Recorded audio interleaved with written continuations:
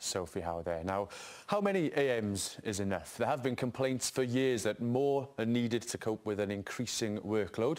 Well, in a moment, 2 AMs give us their view, but the presiding officer says she's already convinced. This place is taking on more responsibility, both legislatively and fiscally, and therefore there will be a price to pay if we don't do our work effectively here because of too few Assembly members. And that's why the time is absolutely right for this 5th Assembly to look at increasing the number of members.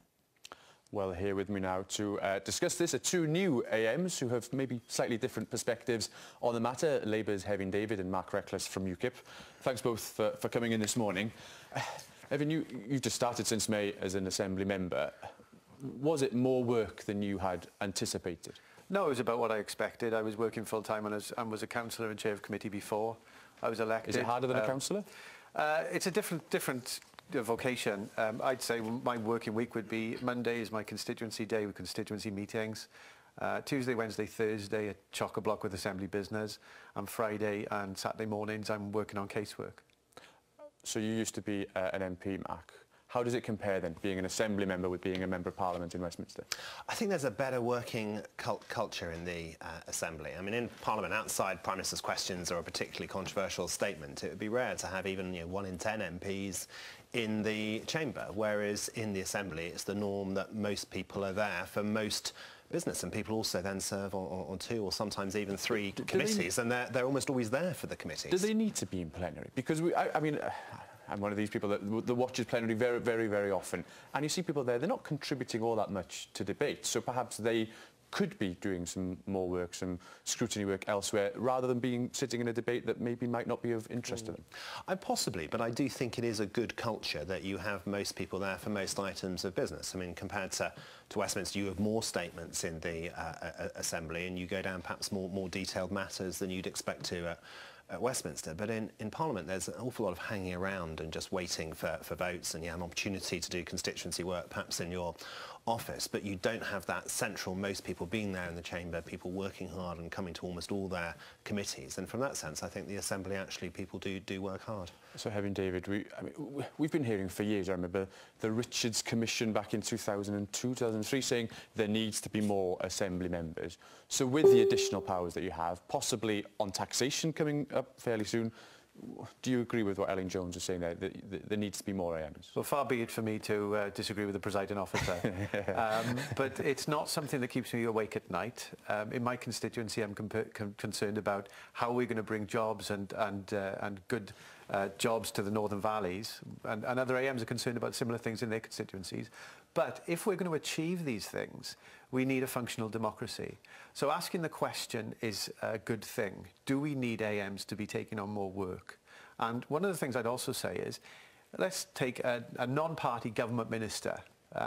Does a government minister want more or less AMs scrutinising their work? More or less Mark Recklesses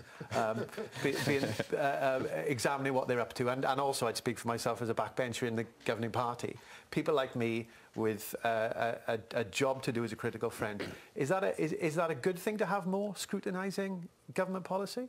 Well, I mean, presumably, yes. So you're in favour then of having more, but just maybe not sort of on the streets campaigning calling for it. It's not something that keeps me awake, but it is something I'd like to have a conversation about, particularly given the fact that the presiding officers opened that conversation in the 5th Assembly. Sure. Mark Reckless, I mean, UKIP's manifesto was quite clear, saying you would oppose any more AMs. Now that you're an Assembly member, does that still hold? You don't want to see any more Assembly members? Yeah, no, I mean, that's the position we've taken, and I think it's really difficult to make the case that we should have more politicians, let alone that people should get less money spent on public services or pay more in taxes in order to pay for more politicians. And I think that's the real difficulty. And partly we have, I think, underemployed Welsh MPs at Westminster who can't vote on the laws we vote in for most of the devolved areas, but also can't vote on most stages of laws that only affect England, and there's 40 of them with much smaller constituencies on average. But there won't be 40 of them for an awful lot longer. There'll be few of them by possibly the next election. So You're answering with a different question. I mean, does it need to be more AMs? I mean, MPs may not be there. We could be down to 29 in 5 years' time. Yeah, I mean, we suggest MPs, perhaps also a panel of local councillors to help with some of the work. But we are prepared to engage with the debate. I do respect the presiding officer. I want to listen to what